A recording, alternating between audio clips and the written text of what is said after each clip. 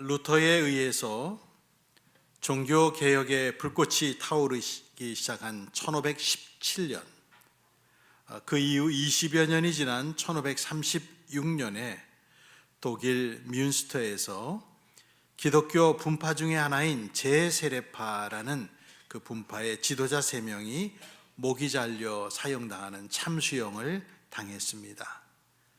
이들의 시신은 처형 직후에 성 람베르티 교회 첨탑에 매달린 철창에 넣어서 오랜 시간 전시됐습니다. 사진에서 보는 시계의 위쪽에 철창 3개가 달려있죠.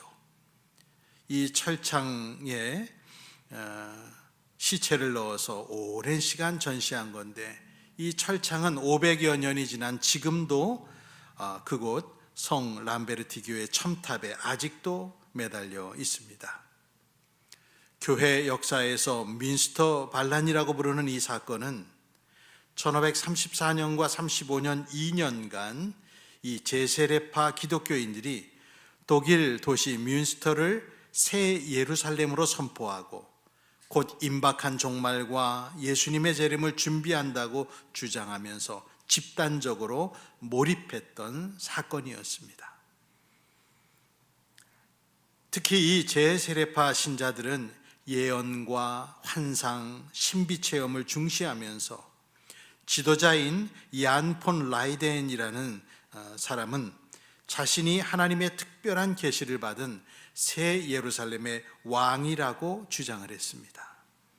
종말이 임박했다는 신념 아래 사유재산을 몰수하고 재분배했고, 성경 외의 모든 책은 소각했고, 일부 다처제를 도입하고 나체 행진을 하기도 하며 기존 질서와 도덕을 파괴하는 과격한 집단 행동이 이 사람들에게서 나타났었습니다.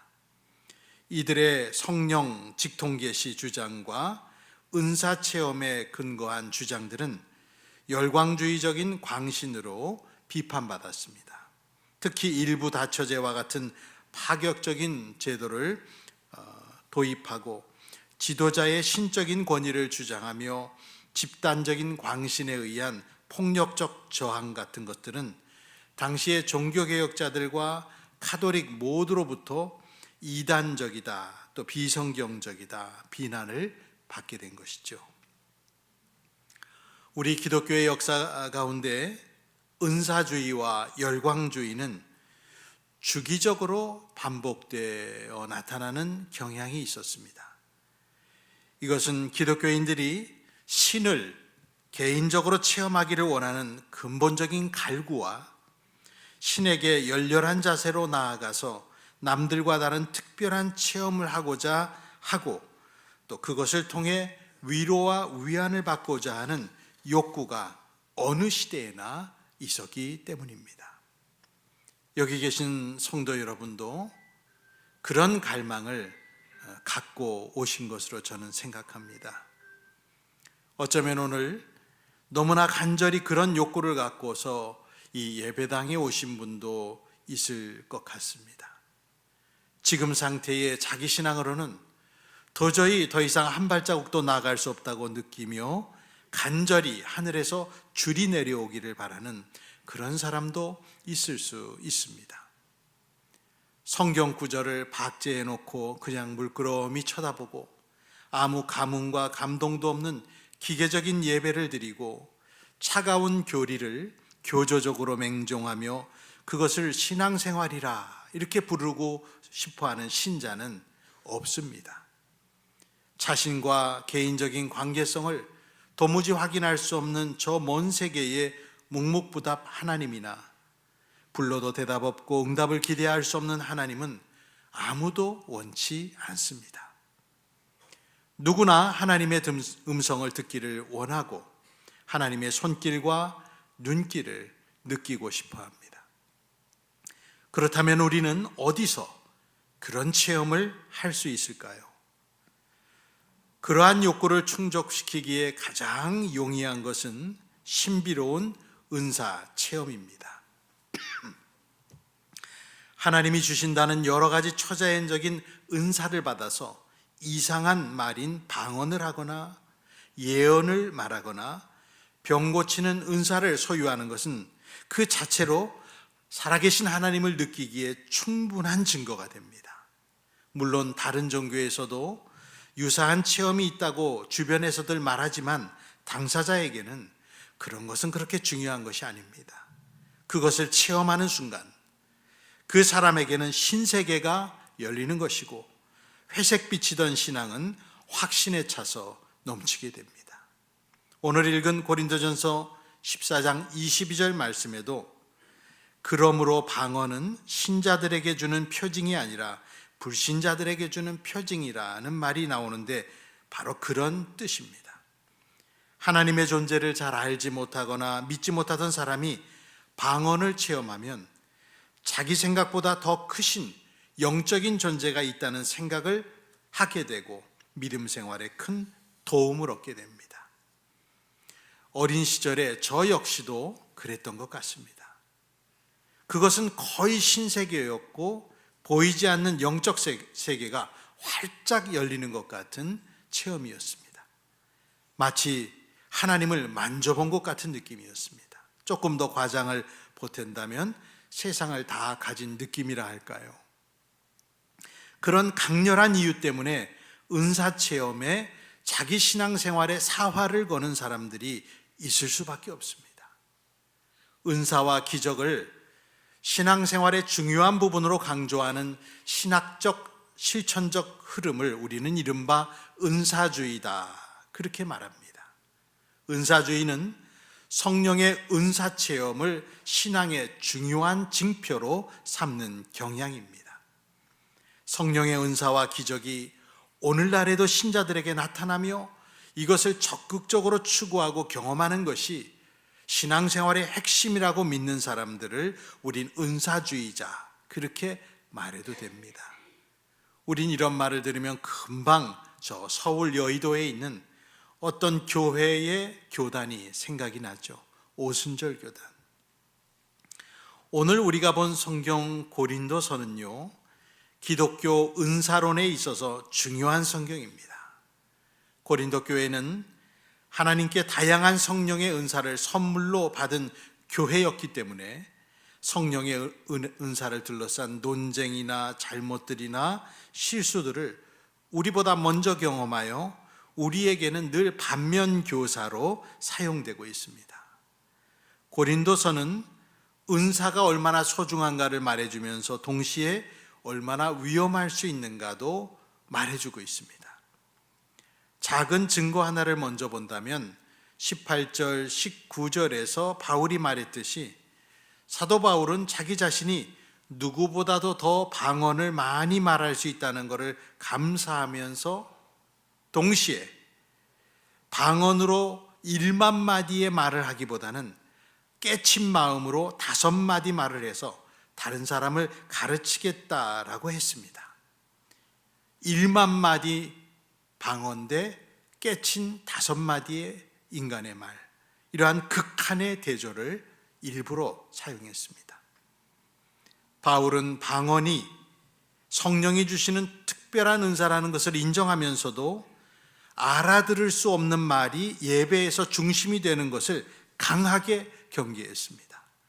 그것도 무질서하게 되는 것을 더욱더 반대했습니다. 은사는 소중하지만 은사주의는 경계하도록 가르침 자체에서 분명히 짚고 있다는 것이죠. 은사 중에 가장 큰 은사, 제일 좋은 큰 은사인 사랑을 고린도전서 13장에서 먼저 이야기한 것은 가장 명확한 은사 추구에 대한 이 가이드라인, 안내입니다. 우리 고린도전서 12장 31절부터 13장 1절을 한번 앞을 보면서 혹은 찾아서 읽겠습니다. 고린도전서 12장 31절에서 13장 1절입니다. 함께. 그러나 여러분은 더 큰 은사를 열심히 구하십시오. 이제 내가 가장 좋은 길을 여러분에게 보여드리겠습니다.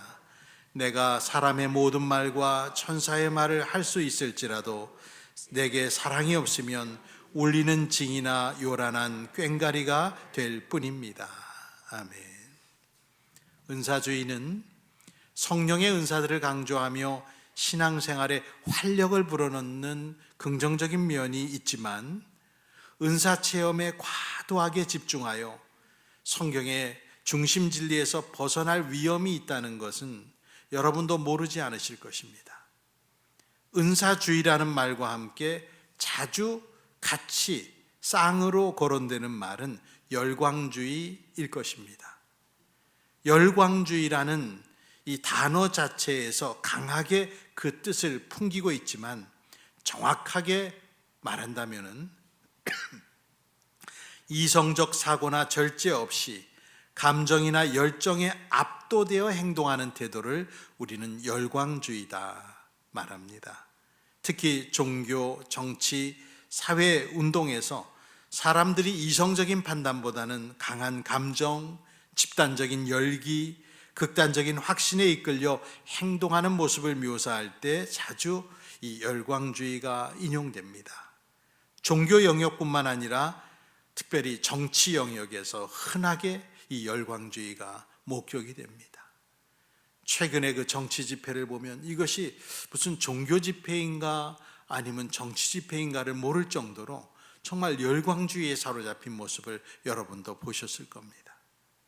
신앙생활에서 감정적인 흥분, 신비적인 체험, 초자연적인 현상에 과도하게 집착하고 주관적이고 배타적인 태도를 보이는 경향을 의미하는 이 열광주의는 보통 은사주의자들에게서 자주 보입니다.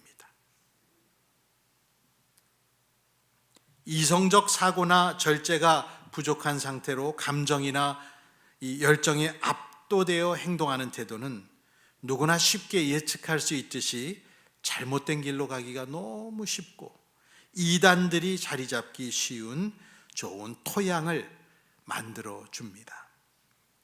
지도자나 그들이 받았다고 주장하는 계시를 우상화하고 직통계시, 환상, 예언 같은 것을 절대시하면서 교회에 그동안 내려온 전통적인 가르침을 무시하는 경향이 강합니다. 뿐만 아니라 열광주의는 사회적인 부작용을 가져와서 앞서 인용한 16세기 민스터 반란과 같은 반사회적, 반기독교적 행동도 만들고 극단적으로는 집단적으로 자살하는 우리나라의 과거 5대양 사건이나 1978년에 그 유명한 짐 존스의 인민사원 사건 같은 것들이 일어날 수 있습니다. 은사주의와 열광주의는 하나님을 바르게 섬기고자 하는 사람이라면 반드시 경계하셔야 합니다. 은사주의, 열광주의는 그동안 기독교 역사에서 여기저기서 막 튀어나왔습니다. 가볍게는 바닥을 뒹굴고 괴성을 지르며 자신의 체험만이 의미 있다는 듯이 행동하는 어떤 한때의 한시적인 교만이나 유아기적인 모습으로 나타나기도 하고요. 좀 더 심각하게는 완전히 다른 분파와 이단을 만들어서 많은 사람들을 기독교의 본류에서 벗어나 사단, 악마가 바라는 길로 들어가게도 했습니다. 제가 분명히 말씀드리는 것은 건강하고 바른 그리스도인들이라면 은사주의와 열광주의의 그 중심에서 비껴 서 있어야 됩니다. 은사주의와 열광주의에 사로잡힌 기독교인들 치고 하나님의 뜻을 올바르게 실천한 사람은 없습니다. 콘라드 은페웨라는 이름의 아프리카 잠비아 목사님은 교회의 목회자이면서도 기독교 대학의 총장이신데 이분은 정말로 마음으로 작심하고 아프리카 전체 대륙에서 기승을 부리고 있는 은사주의를 비판한 글을 썼습니다. 제가 본 그분의 글 제목은 아프리카 은사주의가 이 대륙을 망치고 있다 였습니다. 잠비아 정부가 골치를 썩이고 있는 문제가 무엇인가 하면 소녀를 강간하고 교인들을 임신시키는 잠비아 목사들, 교회 헌금을 횡령하고 교인들을 병원에 못 가게 해서 죽이는 목사들이 잠비아 정부의 골칫거리입니다. 이제 걷잡을 수 없는 수준으로 악화된 이러한 기독교의 범죄와 비리 문제를 잠비아 정부가 나서서 해결하려고 지금 노력하고 있다고 합니다. 보츠와나 같은 나라들은 이미 이런 목사들을 겨냥하여 단속을 시작했다고도 하고요. 이런 아프리카 기독교의 치부를 드러낸 글을 쓴 이 콘라드 은페웨 목사님은 그래서 은사주의를 이러한 여러 악한 범죄들과 연결시키고 있습니다. 이게 무슨 말입니까?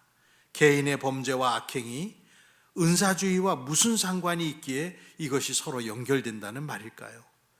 그분은 말하기를 이러한 악행이 거의 전적으로 은사주의 계통의 목사들 사이에서만 일어난다라고 사실을 고발했습니다.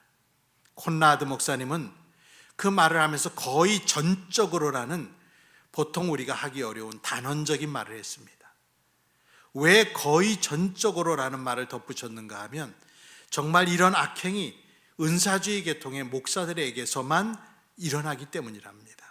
물론 그분도 은사주의의 대표적 교단으로 거론되는 오순절 계통이 아닌 교단에서도 이런 범죄를 저지르는 목사가 있다는 데 동의했지만 그럼에도 이런 식의 문제를 일으키는 목사들 100의 99, 99%는 모두 은사주의 계통의 교단이기 때문에 부인할 수가 없다는 것입니다. 은사주의 계통의 교단이 이러한 범죄를 저지르는 것은 다른 교단에는 있는 최소한의 자정 시스템이 오순절 교단 안에 없기 때문이라고 분석했습니다. 아프리카 지역 교회의 오순절 교단 교회들은 전부가 목회자 자신의 재산으로 등록되어 있고 어떤 잘못과 범죄가 드러나도 그저 길 건너편에 이름만 간판만 바꿔서 또 시작하면 또 똑같은 터무니없는 행동을 계속할 수 있는 그것이 일반적인 관행이기 때문이라고 말했습니다. 콘라드 목사님은 자신의 의견을 아주 단호하고도 간곡하게 이렇게 말했습니다. 나쁜 교리가 파괴의 씨를 뿌린다. 왜 이단으로 발전하는 사람들이 거의 전부 은사주의 진영에서 자라나는 것일까? 그들은 처음에는 은사주의 교리 속에서 양육되다가 젖을떼고 나면 세상 무대에 완전한 이단자로 등장한다. 그렇다면 은사주의라는 젖줄에 이런 이단 사상을 자라나게 하는 무언가가 내재되어 있는 것은 아닐까? 그러니까 그 젖을 수년간 열심히 빨아먹으면서 자연스럽게 이단적인 시각을 가지게 되는 게 아닐까? 나는 의문을 제기한다. 예를 들어 하나님은 오늘도 성경과 별개로 우리에게 말씀하신다고 은사주의자들이 주장하고 하는데 이런 젖을 수년간 빨아먹으면 타락한 자기 내면의 목소리를 하나님의 음성이라고 생각하게 될 것이다. 그리고 은사주의자들은 교인들보다 한 수 위의 영적 수준을 가진 하나님의 사람이라는 개념이 있는데 이런 젖을 몇 년 동안 열심히 빨면 어느 순간 지도자라는 사람은 자신에게 사도나 다른 무소불위의 직함을 스스로에게 붙이고 싶어 한다. 자신이 교회의 대장이라도 된 듯이 말이다. 기적과 이적, 표적을 강조하는 건 또 어떤가? 이런 것이 규칙적인 식단이 되면 모든 교인들이 교회 주술사의 손가락만 쳐다보면서 건강과 부를 원하게 된다. 이게 말이 되는가? 이렇게 글을 썼습니다. 은사주의 가르침은 다양한 영적 반항아를 양성한다고 그는 지적했는데 아프리카 전역이 비슷한 병을 앓고 있는데 나이지리아산 종교 쓰레기도 나는 걱정한다. 그렇게 말했습니다. 콘라드 목사님은 여전히 이 질문을 던지고 있답니다. 아프리카 교인들과 목회자들은 과연 은사주의 교리에 내재된 무언가가 현재 이 대륙이 직면하고 있는 재앙의 씨앗이라는 사실을 알고 있을까? 이제는 은사주의 가르침이 매우 중요한 지점에서 근본적으로 결함이 있으며 은사주의야말로 위험한 광신자들을 양성하는 온상이라는 사실을 그들도 인정할 때가 되었다 말했습니다. 성도 여러분, 우리 기독교 신앙에서 은사주의와 열광주의는 신앙을 황폐화시킬 수 있다는 사실을 여기 있는 여러분도 아셔야 될 것입니다.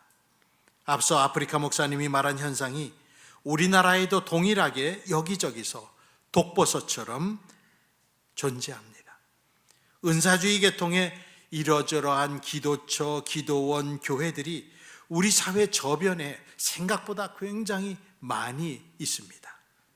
교단도 제대로 밝히지 못하는, 적지 못하는 정체불명의 단체들이 마치 점집처럼, 굿당처럼 사방천지에 흩어져 기독교의 무속화를 가속화시키고 있습니다. 사람들을 겁박하며 헌금을 뜯어내고 안찰로 병자를 고친다고 이성의 몸을 맘대로 만지며 성추행을 하고 정성이 부족하여 은사를 경험하지 못한다는 말로 모여있는 순진한 성도들을 광란의 현장으로 몰고 가서 기독교 예배라고 차마 말할 수 없는 신앙의 이름을 빙자한 짓들이 벌어지고 있습니다. 보통 우리들은 그런 사람들을 만나면 알고 싶지 않아도 금방 정체를 눈치채게 됩니다. 그들이 먹은 것이 밖으로 드러나기 때문입니다. 또 그런 사람들 밑에서 신앙을 배운 사람도 금방 알아볼 수 있습니다. 특유의 언행들을 속일 수가 없기 때문입니다. 입으로는 전도사, 목사라고 하지만 그 사람들은 제가 보기에 무당에 불과한 사람들입니다.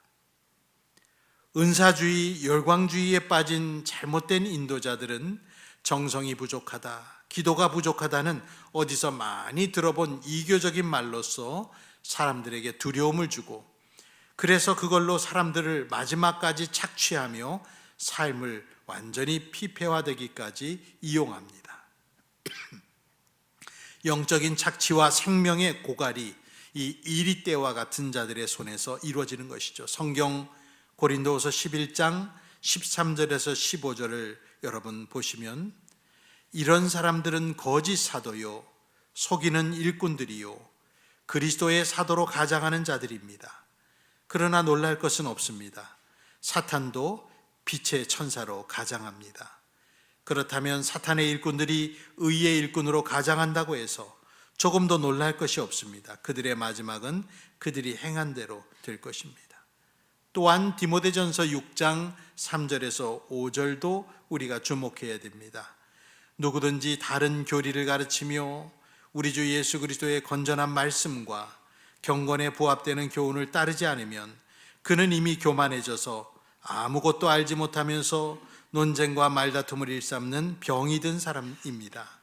그런 데서 시기와 분쟁과 비방과 악한 의심이 생깁니다. 그리고 마음이 썩고 진리를 잃어서 경건을 이득의 수단으로 생각하는 사람 사이에 끊임없는 알력이 생깁니다. 성경 말씀 그대로입니다. 은사주의와 열광주의에 중독되면 쉽게 빠져나올 수 없습니다. 고린도전서 14장에서 오늘 우리가 읽은 그 본문의 그 배경에서 바울이 이렇게 길게 교회 안에서 은사주의와 열광주의에 길들여진 사람들을 깨우치려고 정말 강도 높게 말하는 것을 보면 우리는 알 수 있습니다.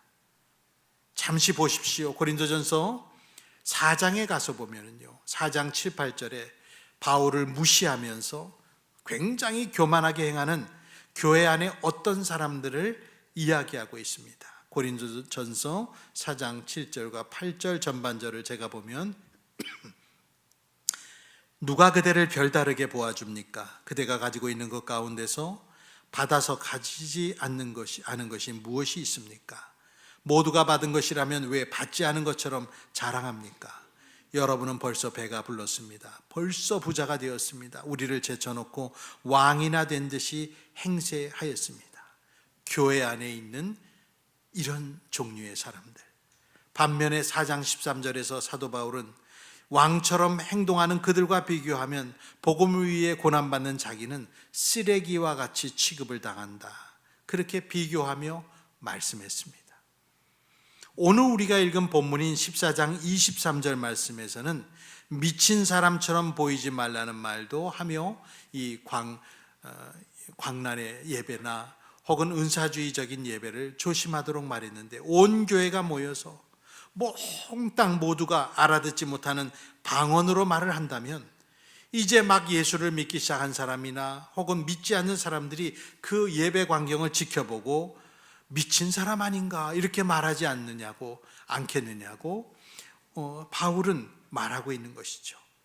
무질서한 예배, 제어되지 않는 방언의 사용을 뼈 때리는 말로써 비판한 것입니다. 여러분을 미쳤다고 하지 않겠습니까?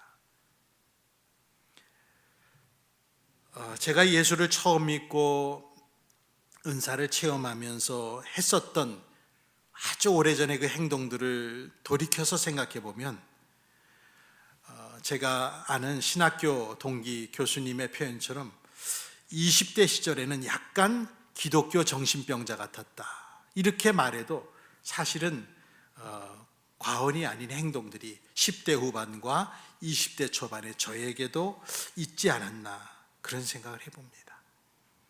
은사주의와 열광주의는요, 정상적인 생활을 하던 사람들을 잠시나마 정신 나간 사람들처럼 만들 수 있습니다.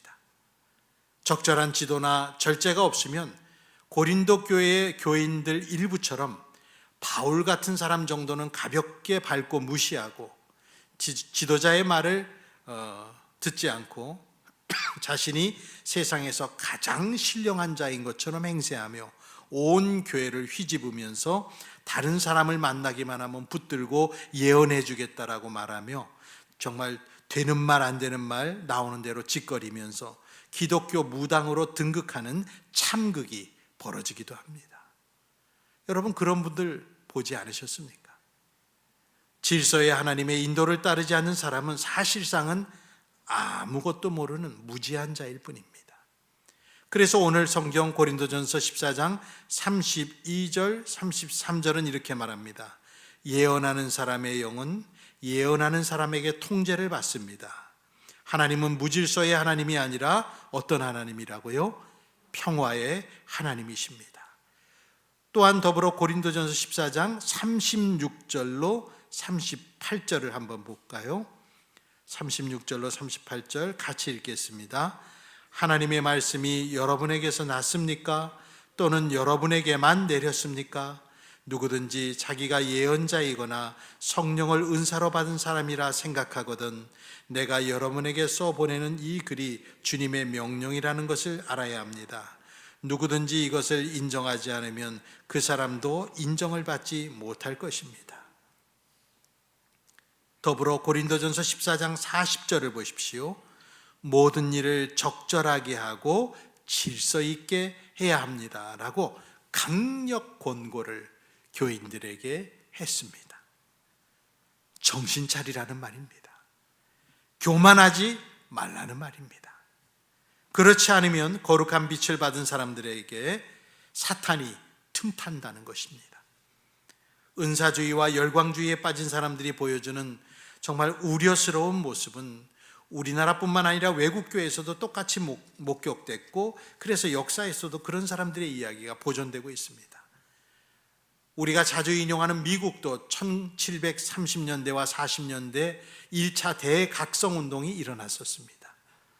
그때에는 설교자들을 중심으로 사람들의 마음 중심을 변화시키는 데 집중했었습니다. 반면 그 뒤로 80년, 90년이 흐른 2차 대각성운동 1820년대와 1830년대를 보면은 그때에는 사람의 마음의 중심을 변화시키는 데 집중하지 않고 사람들의 감성, 사람들의 감정을 변화시키는 데 집중하기 시작했습니다.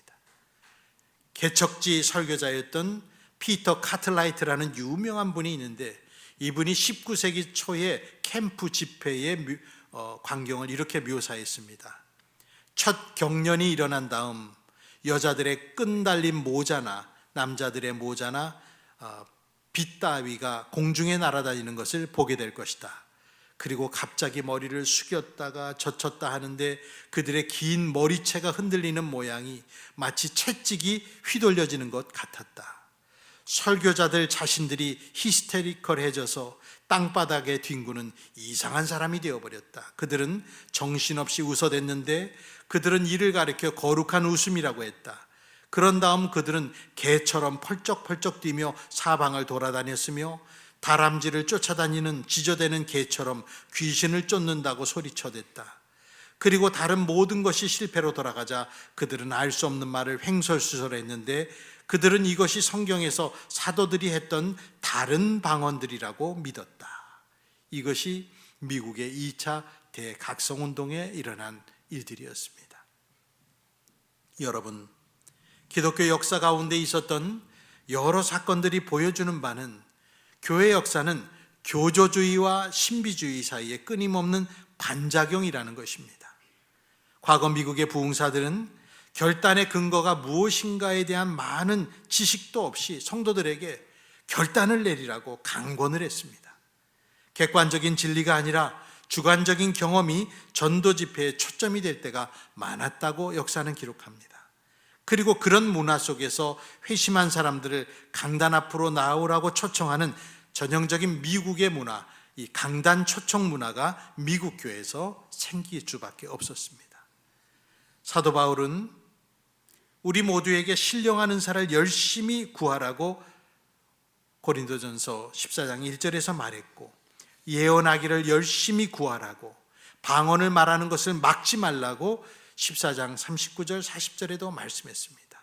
하지만 모든 좋은 것들도 적절해야 되고 질서 있게 해야 합니다. 왜냐하면 하나님은 무질서의 하나님, 혼돈의 하나님이 아니기 때문인 거죠. 성령을 받는다는 것은 제정신을 놓고 횡설수설하는 것이 아니라 깨우친 마음으로 내가 해야 할 5마디 말을 정리할 줄 아는 능력입니다.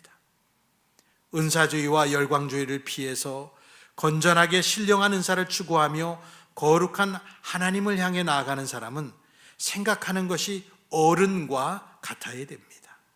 아이들처럼 자기 본능에만 의지하지 않고 하나님이 주신 것을 갖고서 마치 자신이 자격이 있어서 받은 것처럼 착각하지도 않아야 합니다. 하나님의 은사를 선물로 받았다고 해서 자신이 갑자기 다른 수준의 인간이 되는 것이 아님도 알고 있어야 됩니다. 고린도전서 14장 20절은 말하죠. 형제자매 여러분, 생각하는 데는 아이가 되지 마십시오. 악에는 아이가 되고 생각하는 데는 어른이 되십시오. 저는 늘 기도하는 게 우리 소망인 교인들이 살아계신 하나님을 체험하기를 늘 기도합니다.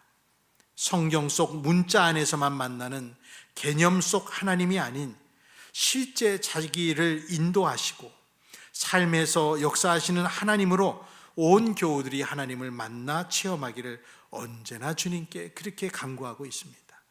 또 저는 기도하는 것이 우리 교인들이 하나님이 선물로 주시는 신령한 은사들을 많이 받아서 누리며 신앙생활이 확신 속에 이루어지기를 기도하고 있습니다. 고린도전서 14장 12절이 바울의 바람이 바로 제 바람인데요, 이와 같이 여러분도 성령의 은사를 갈구하는 사람들이니 교회에 덕을 끼치도록 그 은사를 더욱 넘치게 받기를 힘쓰십시오.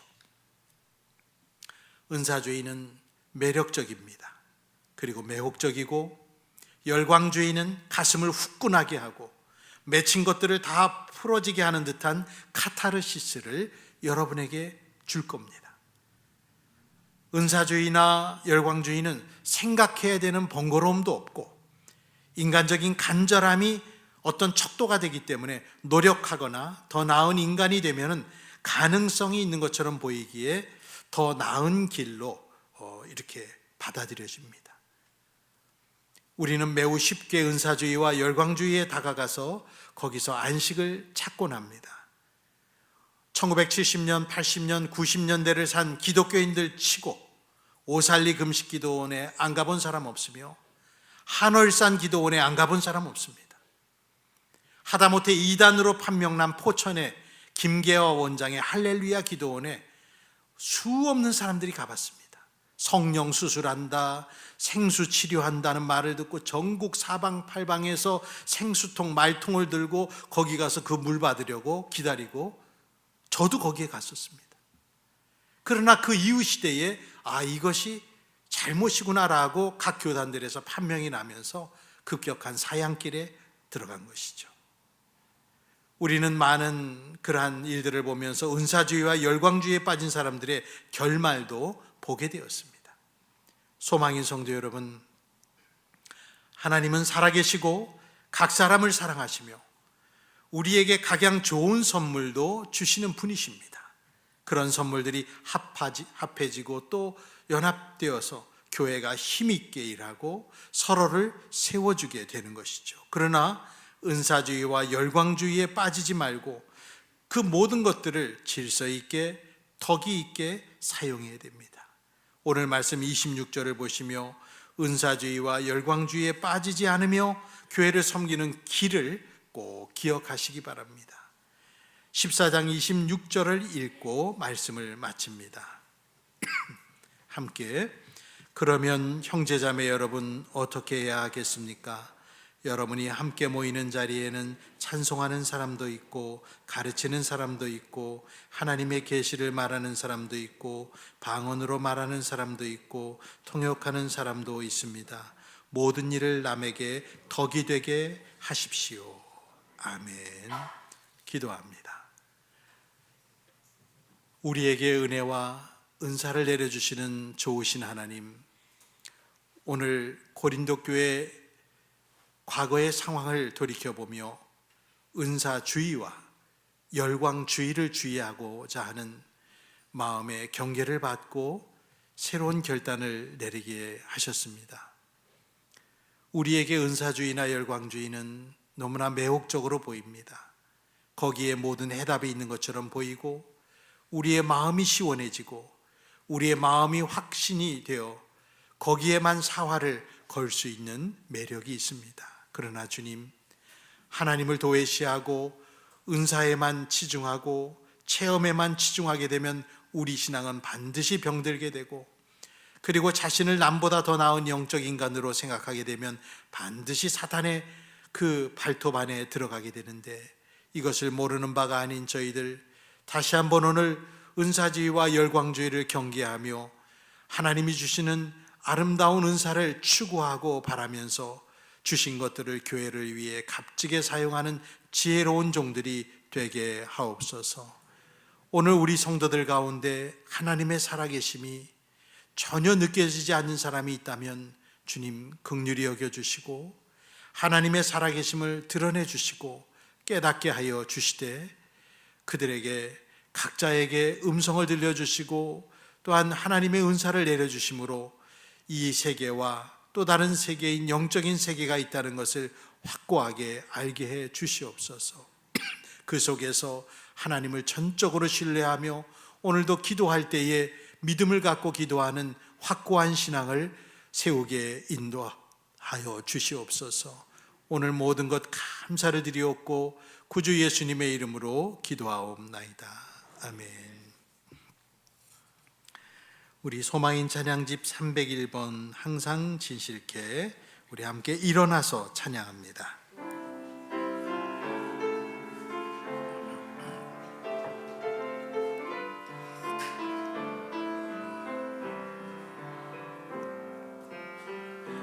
항상 진실케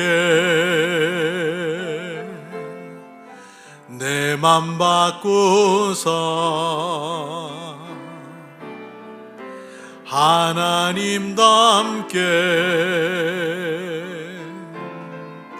하여 주소서. 주는 토기장이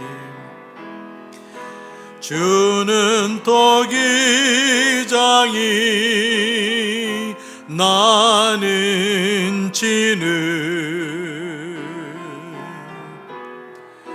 날 빚어서서 기도하오니 항상 진실케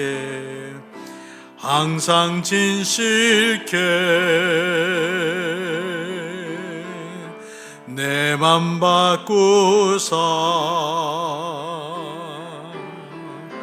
하나님답게 하여 주소서. 진실한 여러분 모두 되시기 바랍니다. 기도하겠습니다.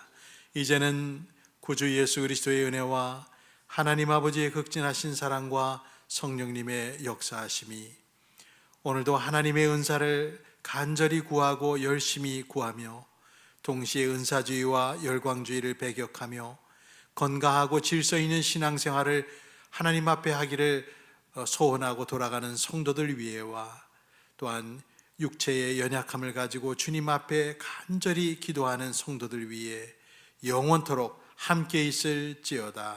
아멘.